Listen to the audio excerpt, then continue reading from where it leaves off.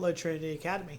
This is a dual topic. It is something I found in my questions and answers book, as well as my mistakes that worked book. And so this question, though, was how did donuts come to have holes? And so the origin of the donut is a hotly debated topic among those in the bacon industry. They do know that virtually every culture has enjoyed a form of fried cake. In the United States, the Dutch are credited with popularizing them in colonial America. So in New York, which was a Dutch colony, they were called doughnuts because they were served as round balls in the shape of like a nut of sweetened dough fried in hog fat. In the late 17th century, donuts were so popular that shops sprang up serving them with coffee, perhaps making this the true original or oldest true American meal. But this is where the mistakes that work part came in, where I read it in that book as well as in this book on question and answers. There is a story that persists about why they have a hole in them. And the legend is that there was a sea captain named Hanson Gregory who was enjoying one before they had holes in them.